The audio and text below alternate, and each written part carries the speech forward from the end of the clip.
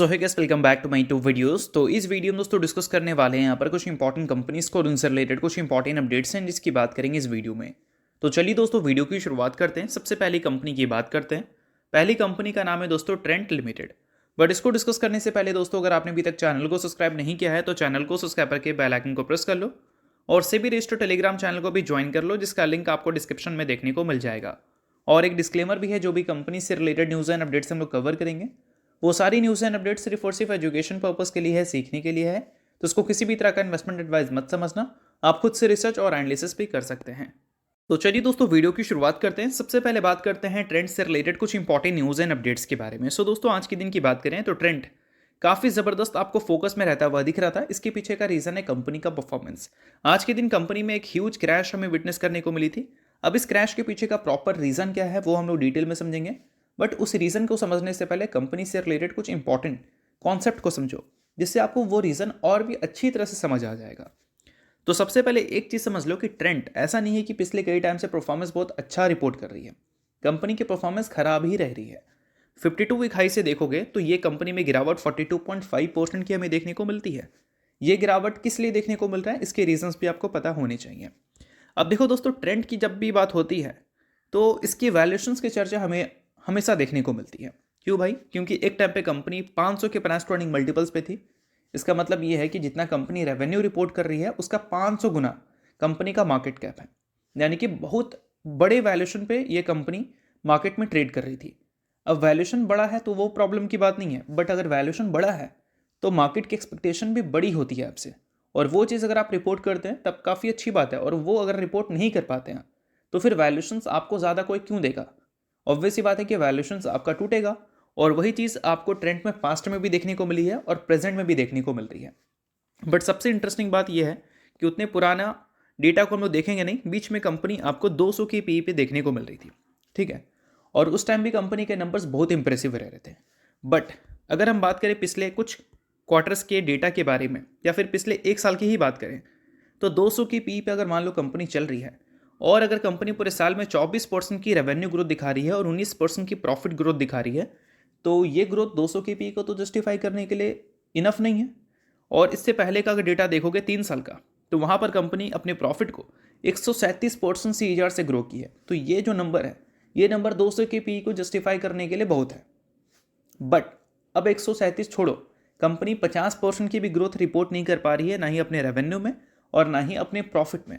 और इस वजह से कंपनी का जो वैल्यूएशन है वो लगातार आपको टूटता हुआ दिखा था। जब कंपनी 200 की पी पे थी तो कंपनी का ग्रोथ सही था, ग्रोथ जैसे ही स्लो हुआ तो कंपनी का वैल्यूएशन भी टूटा। और अभी देखोगे तो कंपनी 100 के पी के आसपास आपको देखने को मिल रही है। देखा जाए तो 100 का पी भी सस्ता नहीं है, ये भी महंगा ही माना जाता है। बट ट्रेंड जितनी बड़ी कंपनी है और जितने पेस पे ग्रो हो रही है उसके हिसाब से अगर हम देखें तो पहले के कंपैरिजन में 100 का वैल्यूएशन फिर अट्रैक्टिव माना जा रहा था। बट अब क्या हुआ है कि ट्रेंड ने अपने Q3 के जो बिजनेस अपडेट दिए हैं, वो बिजनेस अपडेट को मार्केट ने जब देखा है और मार्केट की जो एक्सपेक्टेशन थी उस हिसाब से चीज़ें देखने को मिली ही नहीं है। मार्केट की जो एस्टीमेट थी उसको बिजनेस अपडेट कंपनी का मिस करता हुआ नजर आया है। और इस वजह से काफ़ी सारे लोगों को वंस अगेन कंपनी का 100 का प्राइस टू अर्निंग मल्टीपल भी महंगा लगा है। इसी वजह से आज के दिन ट्रेंड में करीब आपको 8% की क्रैश विटनेस करने को मिली थी। अब इस चीज़ को और भी थोड़ा सा डिटेल में समझो कि एग्जैक्ट फिगर कंपनी ने क्या दिखाया है। तो देखो, मेंशन किया गया है कि कंपनी का जो स्टैंड अलोन रेवेन्यू है वो इस बार सिर्फ हमें 17% से ग्रो करता हुआ दिखा है। पिछले एक साल में कितना परसेंट से ग्रो किया था? 24% से। इस बार 24 भी नहीं, 17% से, यानी कि पहले के मुकाबले और भी कंपनी का ग्रोथ स्लो हुआ है। और इसी वजह से 100 के पी को भी मार्केट अब महंगा मान रही है, जो पहले सस्ता मान रही थी। और इन सारे कारणों की वजह से आज के दिन ट्रेंड में ह्यूज गिरावट देखने को मिल रही है। तो जो रीज़न है वो तो मैंने आपको समझाया, बट रीज़न से पहले जो कॉन्सेप्ट समझाया मैंने आपको, उससे ये रीज़न आपको समझने में काफ़ी ज़्यादा आसानी हुआ होगा। तो आई होप आपको ये चीज़ें समझ आ गई होंगी। फिर भी अगर किसी तरह का डाउट है तो कोई प्रॉब्लम नहीं है, आप कमेंट कर सकते हैं, वहाँ पर भी मैं आपके डाउट क्लियर कर सकता हूँ। सो अब दोस्तों वीडियो में आगे बढ़ने से पहले बात कर लेते हैं एक सेबी रजिस्टर्ड टेलीग्राम चैनल के बारे में, जिसका नाम है ट्रेडर पाजी। अब ये सेबी रजिस्टर्ड रिसर्च एनालिस्ट हैं, जिनका रजिस्ट्रेशन नंबर आपको यहाँ पर देखने को मिलता है। और इनको 8 साल से भी ज़्यादा का एक्सपीरियंस है ऑप्शन एंड स्विंग ट्रेडिंग में। साथ में 3000 से भी ज़्यादा लोगों को ऑलरेडी ये ट्रेन कर चुके हैं। तो इनके टेलीग्राम चैनल का जो लिंक है वो आपको डिस्क्रिप्शन में देखने को मिल जाएगा। लिंक के थ्रू जाकर जरूर इस चैनल को आप ज्वाइन कर लेना। ज्वाइन करने का सबसे बड़ा प्लस पॉइंट ये है कि काफ़ी सारी कंपनी के टेक्निकल्स को प्रॉपर एनालिसिस कर कर यहाँ अपडेट किया जाता है, जो कि अभी आपको यूट्यूब पे तो देखने को नहीं मिलता, जिसको आप यहाँ पर आकर ज़रूर चेकआउट कर सकते हैं। उसके अलावा दोस्तों मार्केट से रिलेटेड जो समरी होती हैं वो सारी चीज़ें आपको यहाँ पर देखने को मिलती हैं। मार्केट से रिलेटेड जो इंपॉर्टेंट न्यूज़ एंड अपडेट्स होता है वो भी आपको यहाँ पर देखने को मिलता है। साथ में सेबी रजिस्टर्ड टेलीग्राम चैनल है, तो इनके कॉल्स वगैरह भी दिखते हैं, जिसको भी चाहो तो आप चेकआउट कर सकते हो। तो लिंक डिस्क्रिप्शन में है, लिंक के थ्रू जाकर बिल्कुल फ्री ऑफ कॉस्ट आप इस टेलीग्राम चैनल को ज्वाइन कर सकते हैं। तो चलिए दोस्तों बात करते हैं अब अगली कंपनी के बारे में। सो अगली कंपनी का नाम है रिलायंस इंडस्ट्रीज लिमिटेड। सो दोस्तों अगर हम रिलायंस इंडस्ट्रीज की बात करें तो ये कंपनी आज के दिन वैसा ही परफॉर्मेंस रिपोर्ट करती हुई दिखी है जैसा कि ट्रेंड की परफॉर्मेंस हमें देखने को मिली थी। बट गिरावट के नंबर की बात करें तो ट्रेंड में गिरावट का नंबर ज़्यादा था, रिलायंस में गिरावट का नंबर कम है। बट रिलायंस का कम गिरावट भी कई सारी कंपनी के ज़्यादा गिरावट को बीट कर देता है।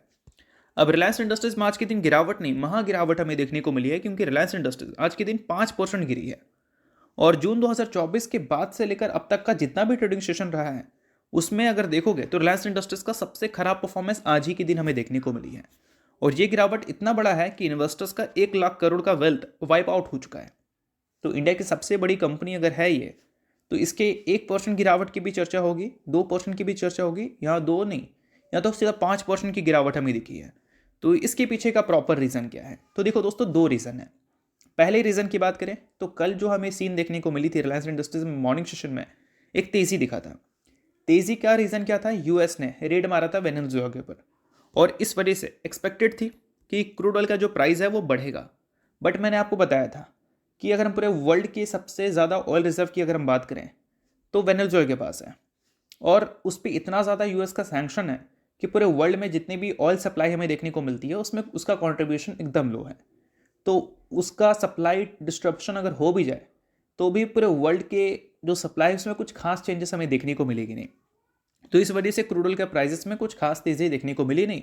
इनफैक्ट कल के दिन भी क्रूड ऑयल का प्राइस गिरा था और आज के दिन भी गिरा। और जब भी क्रूड ऑयल का प्राइस बढ़ता है तो जो पेट्रोकेमिकल कंपनी है उनको फ़ायदा होता है, चाहे हम रिलायंस की बात करें, आईओसीएल की बात करें, या फिर ओएनजीसी जैसी कंपनीज की बात करें। तो इस वजह से कल के दिन रिलायंस इंडस्ट्रीज वीक परफॉर्म की थी। आज के दिन की बात करें दोस्तों तो एक रिपोर्ट हमें सुनने को मिला था। रिपोर्ट सुनने को मिला था बोल सकते हैं ब्लूमबर्ग की तरफ से।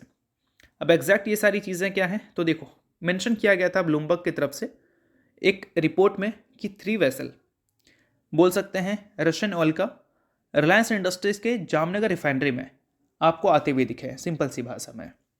अब इस चीज़ को रिलायंस इंडस्ट्री ने रिप्लाई कर कर क्लियर किया कि भाई ऐसा कुछ नहीं है। कंपनी ने क्लियर कर दिया है कि जामनगर रिफाइनरी एक भी रशियन ऑयल कार्गो रिसीव नहीं की है पिछले 3 वीक से, और ये एक्सपेक्ट कर रहे हैं कि अगर हम बात करें जनवरी की तो जनवरी में भी रशिया की कोई भी क्रूड डिलीवरीज हमें देखने को मिलेंगी नहीं। स्टार्टिंग में रिलायंस ने ही बताया था कि उन्होंने रशियन ऑयल को लेना अभी बंद कर दिया है। फिर ब्लूमबर्ग ने जो रिपोर्ट पब्लिश किया था कि 3 वेसल क्रूड ऑयल का रिलायंस इंडस्ट्री के जामनगर फैसिलिटी में जाता हुआ दिखा जो रशियन ऑयल था, और इस चीज़ को डिनाई करते हुए रिलायंस इंडस्ट्रीज ने बताया है कि नहीं ऐसा कुछ भी नहीं है, और उनको काफ़ी ज़्यादा दुख हुआ है। ये जो सारी चीज़ें रिपोर्ट में मेंशन की गई हैं, तो इन सारी चीज़ों की वजह से रिलायंस इंडस्ट्री गिरी क्यों है? गिरी इसलिए है भाई क्योंकि रिलायंस इंडस्ट्री को जो रशियन ऑयल मिलता है वो 5% डिस्काउंट पे मिलता है। मान लो अगर आप कोई 100 रुपये का सामान लेते हो और उसको अगर आप 120 रुपये में बेच रहे हो, तो सिंपल सी बात है भाई, आपको 20% का प्रॉफिट हो रहा है। बट अगर हम बात करें, अगर कोई कंपनी वही 100 रुपये का सामान 95 रुपये में लेती है और 120 रुपये में ही बेचती है, तो 5% का जो एडिशनल गैप है वो उसका प्रॉफिट है, एडिशनल प्रॉफिट सॉरी। तो वो सारी चीज़ें रिलायंस इंडस्ट्रीज को मिल सकता था अगर ये रशियन ऑयल लेती। बट जो वेस्ट साइड से प्रेशर पड़ रहा है उस वजह से रिलायंस इंडस्ट्री ने रशियन ऑयल को लेना रोक दिया है। बट ब्लूमबर्ग ने जो क्लेम किया था उससे लगा था कि हाँ भाई वापस से चीज़ें शुरू हुई हैं, ट्रेड हुआ है, इस वजह से रिलायंस इंडस्ट्रीज को फ़ायदा हो सकता है। बट इस चीज़ को उन्होंने डिनाई कर दिया, और इसी वजह से आज के दिन रिलायंस इंडस्ट्रीज में करीब 5% की ह्यूज फॉल देखने को मिली, जिस वजह से 1 लाख करोड़ का वेल्थ हमें वाइप आउट होता हुआ दिखा। तो आई होप आपको ये सारी चीज़ें अच्छी तरह से समझ आ गई होंगी। इसके अलावा बात करते हैं अगली कंपनी के बारे में जिसका नाम है multi commodity exchange of India, यानी कि MCX। बट इसको डिस्कस करने से पहले अगर आपने अभी तक सेबी रजिस्टर्ड टेलीग्राम चैनल को ज्वाइन नहीं किया है तो उसको जाकर आप ज्वाइन कर लो, लिंक आपको डिस्क्रिप्शन में देखने को मिल जाएगा। काफ़ी सारी कंपनी से रिलेटेड न्यूज़ एंड अपडेट्स आपको यहाँ पर मिलती हैं, जो कि अभी के टाइम पे काफ़ी ज़्यादा इंपॉर्टेंट है, क्योंकि बाजार काफ़ी ज़्यादा वॉलेटाइल है और ऐसे टाइम पे प्रॉपर एनालिसिस भी चाहिए होता है। और वो सारी चीज़ें आपको यहाँ टेलीग्राम पे मिलती है। काफ़ी सारी कंपनी के टेक्निकल्स को प्रॉपर एनालिसिस कर अपडेट किया जाता है, जिसको आप चेकआउट कर सकते हैं। तो लिंक आपको डिस्क्रिप्शन में दिख जाएगा, लिंक के थ्रू जाकर बिल्कुल फ्री में आप चैनल को ज्वाइन कर सकते हैं। अब दोस्तों बात करते हैं MCX के बारे में। तो ये कंपनी सिंपल सी बात है भाई, कॉमोडिटी में डील करती है। जैसा कि हमारी BSE इक्विटी में डील करती है ना, वैसे ही MCX कॉमोडिटी में डील करती है। यानी कि जो भी कॉमोडिटी ट्रेडिंग होती है वो MCX के प्लेटफॉर्म पे आप जाकर करते हैं, ठीक है। और कॉमोडिटी की अगर हम बात करें तो जनरली क्या होता है कि जब इक्विटी मार्केट अच्छा नहीं करता है तो कॉमोडिटी मार्केट में वॉल्यूम ज़्यादा देखने को मिलते हैं। और अभी रिसेंटली MCX का परफॉर्मेंस काफ़ी सही रहा है और MCX ने स्प्लिट भी अनाउंसमेंट किया था, जिसकी एडजस्टमेंट ऑलरेडी कंपनी में 2 जनवरी को होती हुई दिख चुकी है 1:5 स्प्लिट के हिसाब से। अब दोस्तों अगर हम बात करें इस कंपनी के नंबर्स के बारे में, तो पिछले 1 साल में काफ़ी इंप्रेसिव नंबर इसने रिपोर्ट किया है, जहाँ पर रेवेन्यू 50% से और वही प्रॉफिट 101% से ग्रो किया है। और पिछले 3 साल 5 साल का अगर स्टॉक प्राइस CAGR देखोगे तो वो भी काफ़ी इंप्रेसिव आपको देखने को मिलता है। बट इतने अच्छे नंबर होने के बावजूद भी अगर हम बात करें FIS के बारे में, तो FIS ने इस कंपनी में अपनी इंटरेस्ट थोड़ी रिड्यूस की है। थोड़ी नहीं, इनफैक्ट बोल सकते हैं काफ़ी ज़्यादा। पिछले साल के Q3 में FIS ने 23% स्टेक इस कंपनी का होल्ड कर रखा था, जो कि 21.8 तक गया, 21.69 तक गया। उसके बाद लास्ट क्वार्टर में 19% तक गया। अब ये Q3 में भी अपने स्टेक्स को डाइल्यूट करते हैं तो काफ़ी शॉकिंग होगा, क्योंकि कंपनी के नंबर तो काफ़ी सही रह रहे हैं बट FIS इस कंपनी में इंटरेस्ट नहीं दिखा रही है। वही अगर हम DIS की बात करें तो उनके स्टेक्स कंसिस्टेंट हमें बढ़ते हुए दिख रहे हैं। पब्लिक की बात करें तो उनके स्टेक्स घट भी रहे हैं और बढ़ भी रहे हैं, जो कि हमें clear cut share holding pattern में दिख रहा है। तो ये सारी चीज़ें आप नोट कर सकते हैं। और MCX से रिलेटेड अगर आपको एनालिसिस वीडियो चाहिए तो आप मुझे कमेंट कर देना, किसी नेक्स्ट वीडियो में इस कंपनी को हम लोग डिटेल में एनालिसिस कर लेंगे। तो चलिए इसके अलावा बात करते हैं अगली कंपनी के बारे में, जिसका नाम है ओरिएंट टेक्नोलॉजी। कल के दिन कंपनी में स्प्लिट एडजस्टमेंट देखने को मिली 1:10 के हिसाब से, बट आज के दिन कंपनी में गिरावट देखने को मिला, जो कि शॉकिंग है, क्योंकि बोनस एडजस्टमेंट हमें देखने को मिली थी। जब भी एडजस्टमेंट होता है उसका कुछ ट्रेडिंग सेशन कंपनी में अच्छी परफॉर्मेंस देखने को मिलती है, बट आज के दिन कंपनी में गिरावट दिखा है। तो ये सारी चीज़ों को आप नोट कर सकते हैं। प्रॉफिट बुकिंग का हो सकता है ये पार्ट होगा, बाकी चीज़ें सिर्फ एजुकेशन पर्पज़ के लिए, किसी भी तरह का रिकमेंडेशन नहीं है। तो होप करता हूँ ये वीडियो आपको अच्छा लगा होगा। लाइक कीजिए, पहली बार सब्सक्राइब कीजिए। वीडियो के लिए बहुत बहुत शुक्रिया।